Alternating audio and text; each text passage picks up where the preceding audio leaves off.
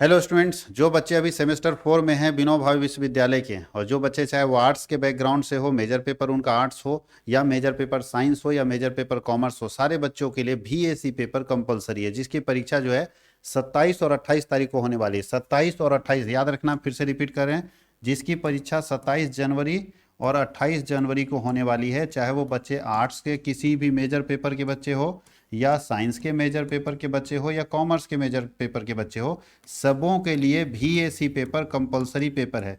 BSc paper compulsory paper है और इसका नाम है इन्वायरमेंटल साइंस या इन्वायरमेंटल स्टडीज। इन्वायरमेंटल साइंस और इन्वायरमेंटल स्टडीज। बहुत सारे बच्चे ऐसे हैं जो पीछे के वीडियोस देख रहे हैं, बिल्कुल उसको भी देखिए। लेकिन आज मैं आपके सामने जो वीडियो लेकर आ रहा हूँ, ये जो वीडियो है ये बहुत काम का है, क्योंकि इसमें सिर्फ पीवाईक्यू उठा के डाला हुआ है। और ये जो हम लोग सेट बना के ले रहे हैं, 3 सेट हम आपके सामने लेकर आएंगे।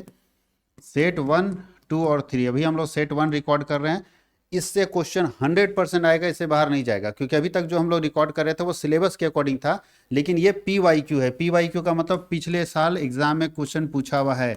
तो आपको मालूम है कि 4 सेट में एग्जाम होता है, नहीं इसके एग्जाम 4 बार एग्जाम होगा। इस बार अगर हम बताएं तो 27 तारीख को फर्स्ट सीटिंग में भी है, सेकंड सीटिंग में भी है, फिर 28 तारीख को फर्स्ट सीटिंग सेकंड सीटिंग, यानी 4 एग्जाम होता है एक दिन में। ये एक सब्जेक्ट का 4 क्वेश्चन पेपर बनता है। उसमें सेट 1 4 सेट हम लोग लेकर आएंगे। सेट 1 अभी हम लोग लेकर आ रहे हैं। आज के वीडियो में सेट 1 जाएगा, फिर सेट 2 जाएगा, फिर सेट 3 जाएगा, सेट 4 जाएगा। 4 सेट जो आप यहाँ पे पढ़ेंगे एकदम डिट्टो एग्जाम में क्वेश्चन पूछा हुआ, और वो सारे क्वेश्चन बीबीयू में पूछे हुए। तो आपको इसका कंप्लीट परफेक्ट आंसर अगर चाहिए तो आपके पास ये रहा, इसको आराम से पढ़ के जाइए। आपको बीएससी पेपर में कहीं कुछ सोचने की जरूरत नहीं पड़ेगी। और मैं बता दूं कि हमारे इस चैनल पर, CWH यूनिवर्सिटी वाले चैनल पर, आर्ट्स और साइंस के भी क्लासेस स्टार्ट होने वाले हैं। जैसे किसी बच्चे का फिजिक्स ऑनर्स है तो भी क्लासेस यहाँ पे मिलेगा, केमिस्ट्री ऑनर्स है तो भी मिलेगा, बायो है तो भी मिलेगा, पॉलिटिकल साइंस है तो भी मिलेगा, हिस्ट्री है तो भी मिलेगा, ज्योग्राफी है तो भी मिलेगा। यानी ये जो चैनल है स्पेशली यूनिवर्सिटी के लिए चैनल है। तो आप अगर नए हैं तो सब्सक्राइब कर लीजिए ताकि आप तक नोटिफिकेशन पहुंचे। और हमारा पेड कोर्स भी चलता है, उसके लिए हमारा एप्लीकेशन इंस्टॉल करना पड़ेगा CWH ऑनलाइन एकेडमी के नाम से। CWH ऑनलाइन एकेडमी के नाम से हमारा एप्लीकेशन है, प्ले स्टोर में, वहां कर सकते हैं। अगर किन्हीं को ऐप स्टोर का प्रॉब्लम है तो मेरे नंबर पर कांटेक्ट कर लेंगे। किन्हीं को भी दिक्कत हो, इस नंबर पर कांटेक्ट करके आप हमसे कंफर्मेशन चाहते हैं। वहां पे हमारे अभी सेमेस्टर 1 का बैच, सेमेस्टर 3 का बैच, और चूंकि सेमेस्टर 4 का एग्जाम हो रहा है तो उसके बाद 5 का बैच रनिंग पोजीशन में, और सेमेस्टर 7 का बैच। तो 1, 3, 5 और 7 रनिंग पोजीशन में आप उसके कोर्सेज खरीद सकते हैं। पहले आप यहाँ पे यूट्यूब पे अपनी तैयारी को मजबूत करें सेमेस्टर 4 वाले बच्चे, फिर सेमेस्टर 4 का एग्जाम देने के बाद सेमेस्टर 5 के लिए आप कोर्सेज खरीद सकते हैं। तो चलिए अब मैं बता देता हूँ आगे। अब हम लोग चलते हैं क्वेश्चन में। ये जो हम लोग पढ़ रहे हैं बीबीओ सेमेस्टर 4 इन्वायरमेंटल साइंस का सेट 1, ये बिल्कुल एग्जाम में आया हुआ क्वेश्चन है। तो ग्रुप ए में हम डिस्कस करते हैं। बोलता है when did Jharkhand comes into existence. Jharkhand कब अस्तित्व में आया, हर आदमी जानता है। झारखंड की स्थापना 15 नवंबर 2000 को हुई है। कहाँ से अलग हुआ था, तो ये बिहार से अलग होकर हुआ था, और ये देश का 28वां राज्य बना है। ठीक है, फिर से रिपीट कर रहे हैं, झारखंड की स्थापना 15 नवंबर 2000 में हुई थी। ये बिहार से अलग होकर बना है, और ये देश का 28वां राज्य है, यानी 28 नंबर पर ये है। अब बात कर रहा है, अगला क्वेश्चन है, what is the major impact of mining on environment. खनन का पर्यावरण पर मुख्य प्रभाव क्या पड़ता है। यानी माइनिंग जब हो रहा है, झारखंड के अंदर सबसे ज्यादा माइनिंग है, तो माइनिंग का एनवायरमेंट के ऊपर क्या प्रभाव पड़ता है। माइनिंग होने से, बहुत ज्यादा इंडस्ट्री खुल जाने से, जमीन के नीचे कुछ निकल रहा है, माइनिंग ज्यादा हो रही, तो उससे पर्यावरण पर क्या प्रभाव पड़ेगा ये पूछ रहा है। तो याद रखना, ज्यादा माइनिंग होने से, ज्यादा माइनिंग का काम होने से पर्यावरण डिग्रेड होता है, पर्यावरण पर उसका इंपैक्ट पड़ता है। क्या इंपैक्ट पड़ता है, तो देखिए यहाँ पे बोलता है कि सबसे ज़्यादा अगर माइनिंग हो रहा है, सबसे बड़ा समस्या भूमि का क्षरण, लैंड डिग्रेडेशन होता है, पोल्यूशन ज़्यादा फैलता है, और जिसके कारण खनन से प्राकृतिक भूमि बिगड़ जाती है, जो हमारा नेचुरल लैंड है वो खत्म हो जाता है। इसमें वायु, जल, मिट्टी, ये सब प्रदूषण बहुत ज़्यादा होता है, क्योंकि जहाँ भी माइनिंग होगा वहाँ पे एयर पोल्यूशन होगा ही होगा, क्योंकि इतना डस्ट उड़ेगा। और जल पोल्यूशन भी होगा, नदियों से, मतलब जो नदी है उसमें कचरा पानी मिला दिया जाता है, इतने डस्ट होते हैं कि नदी भी गंदी हो जाती है, और मिट्टी पर उसका प्रभाव पड़ता है। वहाँ प्रोडक्टिव पावर, मिट्टी की उत्पादन क्षमता कम हो जाती है। अगला पूछ रहा है कि what is the major impact of global warming. Global warming का मुख्य असर क्या पड़ता है, तो याद रखिएगा। अच्छा, मुख्य कारण क्या है, इंपैक्ट नहीं, कॉजेज होना चाहिए। चलिए ठीक है, मेजर कॉजेज है। मुख्य कारण क्या है ग्लोबल वार्मिंग का, तो ग्लोबल वार्मिंग के लिए 2 से 3 गैसेस रिस्पॉन्सिबल है। तो ग्लोबल वार्मिंग के लिए सबसे बड़ा जो मुख्य कारण है वो ग्रीन हाउस गैसों का उत्सर्जन। ग्रीन हाउस गैसों का उत्सर्जन सबसे बड़ा इम्पैक्ट डालता है। ग्रीन हाउस गैसों में C2O है, उसके बाद CH4 है और N2O में वृद्धि के कारण ये धीरे धीरे धीरे ग्लोबल वार्मिंग को दे रहा है, धीरे धीरे धरती को गर्म कर रहा है। जितनी ज़्यादा धरती गर्म हो रही है उतना हमारे लिए खतरा हो रहा है। धरती का जो हमारा टेम्परेचर है अर्थ का वो धीरे धीरे बढ़ रहा है। और ये ग्लोबल वार्मिंग के लिए 3 गैसेस रिस्पॉन्सिबल है। तीनों गैसेस को हम जोड़ के एक साथ बोलते हैं ग्रीन हाउस गैसेस। क्या बोलते हैं? Green house gases. What is the major impact of pollution on human body? प्रदूषण का मानव शरीर पर मुख्य प्रभाव क्या है? तो आप सब जानते हैं पोल्यूशन का मानव बॉडी से, मानव बॉडी इसीलिए बीमार पड़ रहा है। देखिए क्या क्या समस्या आ रही है लोगों को। तो अगर पोल्यूशन ज़्यादा होता है तो बोलता है प्रदूषण का मानव शरीर पर सबसे ज़्यादा प्रभाव पड़ता है कि यह सबसे पहले श्वसन तंत्र यानी रेस्पिरेटरी सिस्टम को, पूरा सांस लेने की जो तंत्र है उसको परेशान कर देता है, उसको डिस्टर्ब कर देता है। वायु प्रदूषण से सांस लेने में परेशानी होने लगती है, खांसी आता है, एलर्जी आता है, फेफड़े से संबंधित समस्या पैदा हो सकती है। ये सारी समस्या प्रदूषण से। तो वायु प्रदूषण से क्या क्या समस्याएं देख लिए कि सांस लेने से संबंधित मतलब बहुत सारी बीमारी, दम्मा हो जाएगा उसको, सांस लेने में दिक्कत है, खांसी है, हृदय रोग है, त्वचा रोग है, बहुत सारा रोग जो है लोगों को हो जाती है पोल्यूशन के कारण। अगला question, mention the major causes of forest fire in India. Forest fire in Jharkhand, sorry, Jharkhand में जंगल की आग के मुख्य कारण बताइए। जंगल में लोग आग क्यों लगा देते हैं झारखंड में? झारखंड देखिएगा जंगल जला देता है गर्मी के समय में, तो उसके 2 कारण है। पहला कारण क्या है? पहला बोला है सबसे पहला कारण है प्राकृतिक कारण, कभी कभी अपने से लग जाता है। और ह्यूमन कॉजेज, ह्यूमन कॉजेज में क्या क्या है बताइए? ह्यूमन कॉजेज में तो देख लीजिए, बोलता है high temperature and dry climate in summer, बोलता है गर्मी में उच्च तापमान और सूखा मौसम होने के कारण हो जाता है, आग लग जाता है। दूसरा, सूखे पत्तों और घास को आसानी से आग पकड़ लेना, आसानी से उसमें आग पकड़ लेता है, कोई भी हल्का माचिस डाल दिया तो भी, नहीं तो कभी कभी गर्मी से भी लग जाता है। कभी कभी लापरवाही से, जैसे जलती हुई माचिस या सिगरेट फेंक दिए उससे आग लग गया। और कुछ लोग तो महुआ चुनने के कारण आग लगा देता है, आग लगा देंगे तो पूरा साफ हो जाएगा, महुआ चुनने में आसान पड़ेगा, ये भी कारण है आग लगने का। बर्निंग फील्ड एग्रीकल्चर रिसाइट्स, बहुत बार हम क्या करते हैं, खेती वाला जो कचरा होता है उसको जलाने के लिए आग लगाते हैं तो धीरे धीरे आग फैल जाता है। और तूफान के समय बिजली गिरना, मान ली बहुत तूफान तेजी से चल रहा, वहाँ बिजली कड़का गिरा और जहाँ गिरा वहाँ बहुत सारा पत्ता था, पकड़ लिया आग, आग लग गया, पूरा जंगल जल गया। तो बहुत सारे ऐसे कारण हो सकते हैं जब जंगलों में आग लग जाती है ना, जंगल में आग लग जाती है। ग्रुप बी, ये ग्रुप ए में छोटे छोटे क्वेश्चंस पूछे जाते हैं शॉर्ट, ग्रुप बी में लॉन्ग क्वेश्चन पूछे जाएंगे आपसे। और लॉन्ग क्वेश्चन में 3 क्वेश्चन आपको अटेम्प्ट करना है, याद रखना है। ये 50 नंबर का एक पेपर है जिसमें से हम लोगों को शॉर्ट में और लॉन्ग में 3 क्वेश्चन आपको करना है। लेकिन चूंकि हम तैयारी करवा रहे हैं तो हम सारा का सारा आंसर कर देंगे, ठीक है। 3 करना आपको।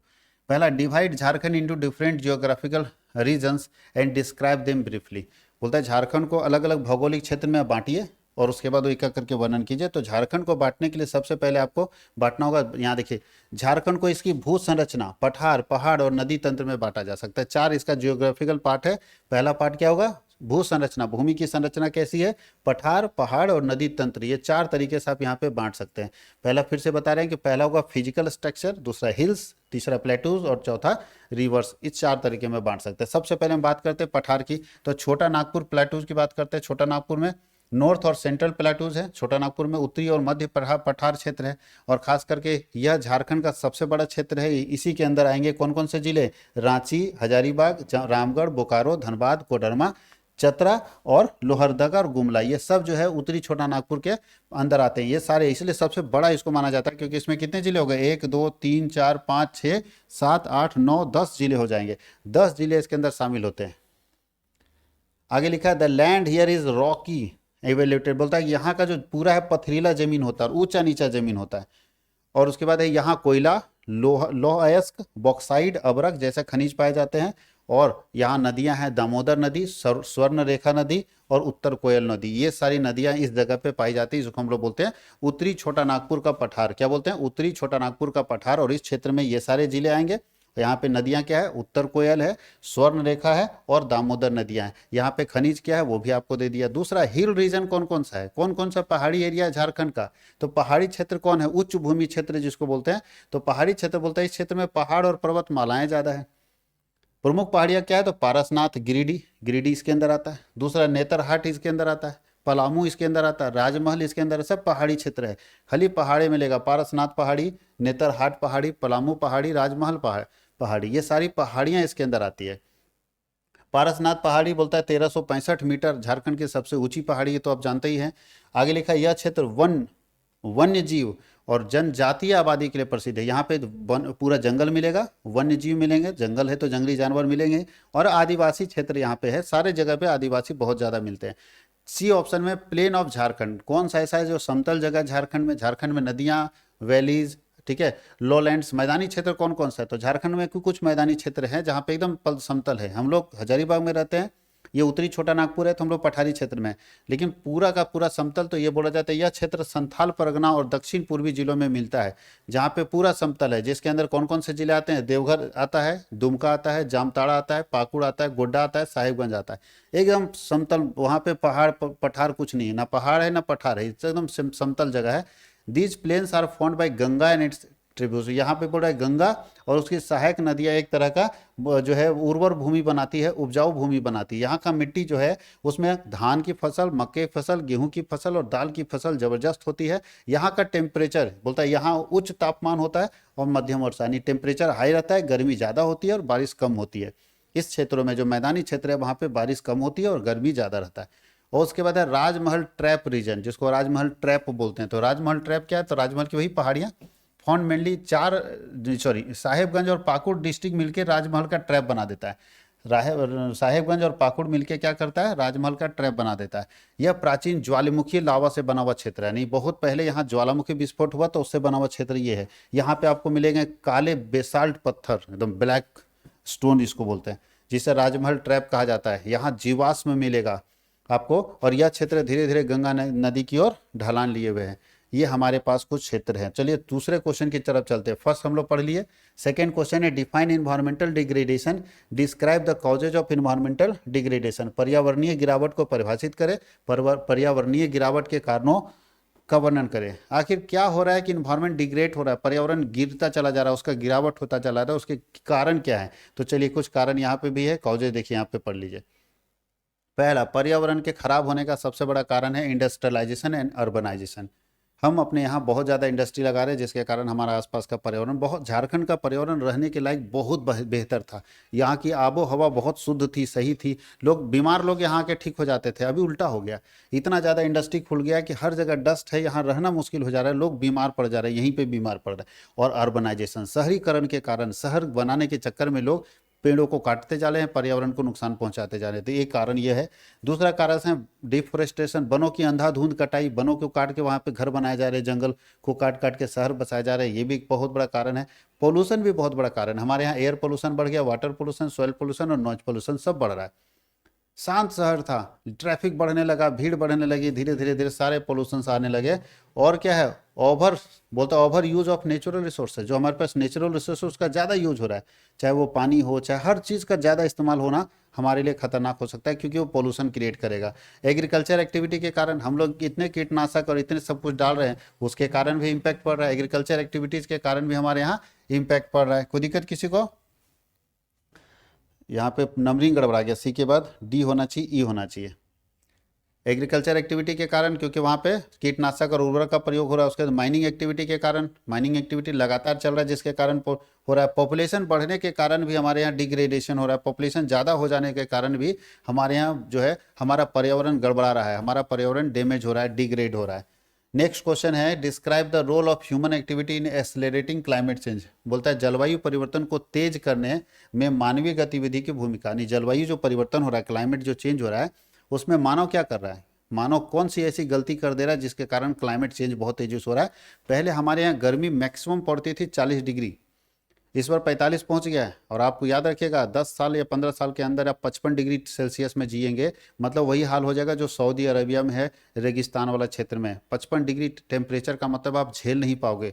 फिर वही है कि जैसे ऑस्ट्रेलिया में लोग पानी में ऐसे आधा कपड़ा पहन के रहता है, नहीं बोलता है ऑस्ट्रेलिया में, साउथ अफ्रीका में सर खुले रहता है, वेस्ट इंडीज में खुला रहता है, मतलब कुछ नहीं, थोड़ा मोड़ा कपड़ा पहन के जिंदगी बिता रहा है। इसलिए नहीं कि उसके पास पैसे नहीं है, इसलिए कि इतनी गर्मी है कि वो बर्दाश्त नहीं कर पा रहा है। वो पेड़ एकदम नदी में नहा रहा है, सब तालाब में पड़ा हुआ है, वहाँ लोग तालाब में खुलेआम नहा रहा है, बीच पे नहा रहा है। हम लोगों की स्थिति वही हो जाएगी अगर टेम्परेचर हाई हुआ तो हम लोग स्थिति बहुत बदतर में पहुंच जाएंगे। इसलिए टेम्परेचर हाई होना हम लोगों की गलती के कारण हो रहा है। तो क्या ऐसी गलती? तो देख लीजिए हम लोग क्या कर रहे हैं, ग्रीन हाउस गैसों का उत्सर्जन तेजी से कर रहे हैं, जिसके कारण ये समस्या आ रही है। तो देख लीजिए, सबसे पहला हम जीवाश्म ईंधन का दहन कर रहे हैं, रगड़ के इस्तेमाल कर रहे हैं, बर्निंग और फोजल फ्यूल्स बहुत ज़्यादा, जिसके अंदर हम क्या कर रहे हैं, घर में कोयला जला रहे हैं, पेट्रोल डीजल ये सब जलाते हैं, जिसके कारण धीरे धीरे गैसेस बढ़ रही है और हमारा जो अर्थ है, धरती है, वो गर्म हो रही है। दूसरा, हम लोग CO2 कार्बन डाइऑक्साइड खूब ज़्यादा निकल रहा है, बहुत ज़्यादा निकलने के कारण धरती गर्म होगी। डिफोरेस्टेशन, जो वन जंगल में पेड़ थे जो कार्बन डाइऑक्साइड को लेते थे और ऑक्सीजन में कन्वर्ट करते थे, उसको भी काट दे रहे हैं। एक तो कार्बन डाइऑक्साइड बढ़ा रहे हैं, उसको जो कन्वर्ट करने वाला पेड़ था उसको भी काट दे रहे हैं। तो ऐसी स्थिति में फिर क्या होगा, हमारे यहाँ धरती बड़ी गर्म होगी ही होगी। उसके बाद क्या है, इंडस्ट्रियल एक्टिविटी, ज़्यादा इंडस्ट्री होने से वहाँ हीटनेस ज़्यादा हो रहा है, वहाँ भी बहुत ज़्यादा हीट हो रहा है, जिससे टेम्परेचर बढ़ रहा है वहाँ, क्योंकि इंडस्ट्री में CO2 CH4 जिसको मीथेन बोलते हैं, मीथेन मतलब कार्बन डाइऑक्साइड, मीथेन का पूरा रगड़ के, और यहाँ देखिए N2O, ये सब का पूरा गैस निकल रहा है, जिसके कारण धरती टेम्परेचर बढ़ रहा है। एग्रीकल्चर और लाइव स्टॉक फार्मिंग, कृषि और पशुपालन के कारण होता है। खेती के कारण कचरा होता है, जला देते हैं उसको। पशुपालन के कारण कचरा होता है, जला देते हैं उसको, तो इसके कारण भी हो रहा है। अर्बनाइजेशन एंड कंस्ट्रक्शन, बहुत ज़्यादा हम शहरीकरण हो रहा है, हर जगह पे कंस्ट्रक्शन का काम कर रहे हैं, तो जितना कंस्ट्रक्शन का काम कर रहे हैं उतना हमारे यहाँ हीट पैदा हो रहा है, और जितना हीट आएगा उतना हम लोगों को डैमेज कर रहा है। और वेस्ट जनरेशन एंड लैंडफिल्स, कचरा प्रबंधन हमारे यहाँ नहीं है, तो लैक ऑफ वेस्ट जनरेशन, यानी हमारे यहाँ कचरे को प्रबंधित नहीं किया जा रहा है, तो हम लोग कचरा को फेंक दे रहे हैं, वहाँ से मीथेन गैस आ रहा है और वो टेम्परेचर को हीट कर रहा है, जिसके कारण हम लोगों को फिर वही समस्या मिलने वाली है। अगला क्वेश्चन है बाबू लोग, what are the sources and effect of air pollution. बताइए एयर पोल्यूशन का स्रोत कहाँ है, कहाँ से एयर पोल्यूशन आता है, उसका प्रभाव क्या पड़ता है, उसको कैसे ठीक कर सकते हैं। 3 सवाल है। तो बताइए, हम लोग जानते हैं एयर पोल्यूशन कहाँ कहाँ से आएगा, तो भैया इंडस्ट्री से, इंडस्ट्री के धुआं से एयर पोल्यूशन होगा, मोटरसाइकिल के धुआं से, कार के धुआं से, जीवाश्म ईंधन से जैसे कोयला वोला जला रहे हैं तो, निर्माण और धूल से जहाँ कंस्ट्रक्शन का काम हो रहा है, डस्ट उड़ रहा है, कृषि गतिविधि से भी आपको एयर पोल्यूशन देखने को मिलेगा, और प्राकृतिक स्रोत नेचुरल सोर्सेज से भी, बहुत जगह पे नेचुरल सोर्सेज से भी हमारे पास, जहाँ से धरती से कुछ निकल रहा है, कचरा उड़ रहा है, तो उसके कारण भी हमारे यहाँ एयर पोल्यूशन मिलेगा। एयर पोल्यूशन का प्रभाव क्या पड़ेगा, तो इंसानों पर क्या प्रभाव पड़ेगा, इंसानों पर एयर पोल्यूशन का, जो हमारे यहाँ एयर पोल्यूशन हो गया, इतना घटिया हवा है, उसका प्रभाव क्या पड़ेगा, तो सांस लेने में दिक्कत होगी, सांस संबंधी समस्या आएगी, आंखों और त्वचा संबंधी में जलन होने लगेगा, और समय से पहले हृदय और फेफड़ों पर दबाव पड़ेगा, और धीरे धीरे हार्ट अटैक आ जाता है लोगों को। तो ये सब जो है वो एयर पोल्यूशन का नतीजा है। अच्छा, हमारे पर्यावरण पर क्या असर पड़ेगा, तो एयर पोल्यूशन का हमारे खाली जीवन पर नहीं, पर्यावरण पर भी असर पड़ेगा। तो एयर पोल्यूशन का हमारे पर्यावरण पर क्या असर पड़ेगा, तो पर्यावरण पर हमारा असर पड़ेगा, फसल डैमेज होंगे, वनों की क्षति होगी, अम्ल वर्षा, एसिड रेन होगी, और जिससे मिट्टी हमारा खत्म हो जाएगा। क्लाइमेट पर, तो क्लाइमेट खत्म हो जाएगा, जिसमें ग्रीन हाउस गैसों के उत्सर्जन के कारण ग्लोबल वार्मिंग बढ़ेगा, पूरे हमारे वर्ल्ड में जो है टाइट टेम्परेचर बढ़ेगा। और इसका सॉल्यूशन क्या हो सकता है, सुझाव क्या है, कैसे सॉल्व करें, कैसे इस समस्या से निवारण करें, तो इसके लिए सरकार के साथ साथ आम जनमानस को भी ध्यान देने की जरूरत है। तो पहला बोला, improve public transport and reduce vehicle use.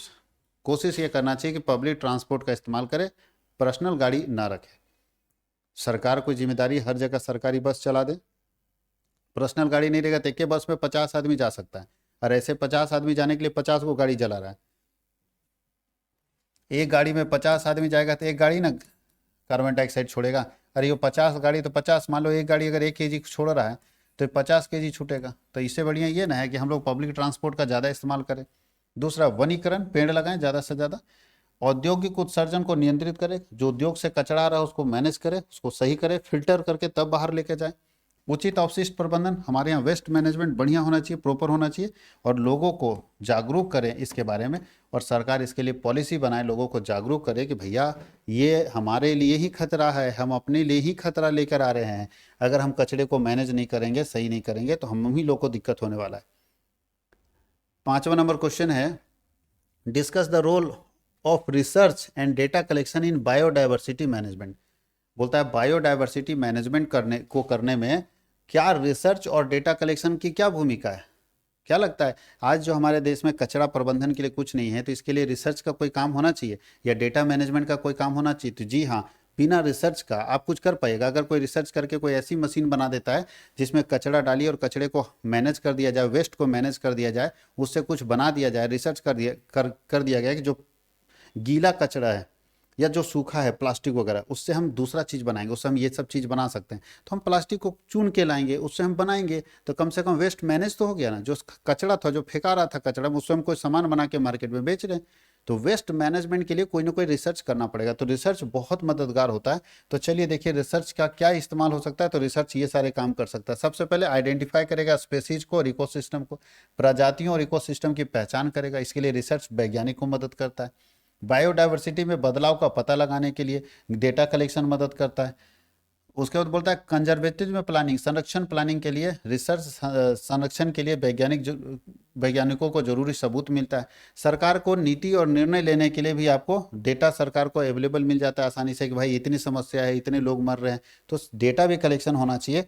उसके नीचे लिखा है सस्टेनेबल यूज ऑफ रिसोर्सेज, संसाधनों का सही इस्तेमाल करने के लिए लोगों को मदद मिले, लोगों को जानकारी हो, इसके लिए डेटा कलेक्शन में मदद होता है। और जन जागरूकता और शिक्षा के लिए, जनता की जागरूकता के लिए, शिक्षित करने के लिए कि आप अगर इसको मैनेज करेंगे, आप इसको अगर वेस्ट को मैनेज करेंगे तो आपके आने वाले भविष्य में आपको किसी तरह की परेशानी नहीं होगी। इसके जरिए स्कूलों में सिलेबस में डाल दिया जाए ताकि बच्चों की पढ़ाई हो। और आपके सिलेबस में डालने के पीछे यही कारण है सरकार का, ये जो डाला हुआ सिलेबस में इसलिए डाला हुआ कंपलसरी पेपर इसलिए है कि सारे लोगों को पता चले कि पर्यावरण बचाना कितना ज़्यादा जरूरी है, इन्वायरमेंट को स्टडी करें, इन्वायरमेंट को सेव करना कितना ज़्यादा जरूरी है। तो दोस्तों सेट 1 हम लोग कंप्लीट कर लिए, सेट 2 हम लोग अगले क्लास में डिस्कस करेंगे। सेट 2 एक सेट हम लोगों का पूरा कंप्लीट हो गया। आप तैयारी कीजिए इसको ज़बरदस्त तरीके से, और वीडियो देखने के बाद अपना राय, अपने जो विचार है, अपना जो आइडिया है वो कमेंट सेक्शन में जरूर लिखेंगे। और अपने दोस्तों को शेयर कीजिए, ज़्यादा से ज़्यादा लोगों को शेयर कीजिए ताकि उन लोगों तक पहुंच सके जिनको इसकी ज़रूरत है और उन लोगों को भी इसका फ़ायदा मिल सके। और मैं फिर बता दूं कि हमारे यहाँ आर्ट्स, साइंस और कॉमर्स के सारे मेजर पेपर की तैयारी होती है, यानी हर सब्जेक्ट की तैयारी अब हमारे यहाँ होने लगी है। क्योंकि पहले हम कॉमर्स सेंटर थे, लेकिन अब बहुत सारे लोग फ़ोन करते थे कि सर सिर्फ कॉमर्स की पढ़ाई हो रही है, लेकिन अब हम लोगों ने कॉमर्स, आर्ट्स और साइंस के सारे मेजर पेपर की तैयारी शुरू कर दी है। तो आप हमारे चैनल पर जुड़िए और उसका फ़ायदा उठाइए। उसके बाद हमारे एप्लीकेशन पे जुड़ के कोर्स खरीद सकते हैं। बहुत बहुत धन्यवाद।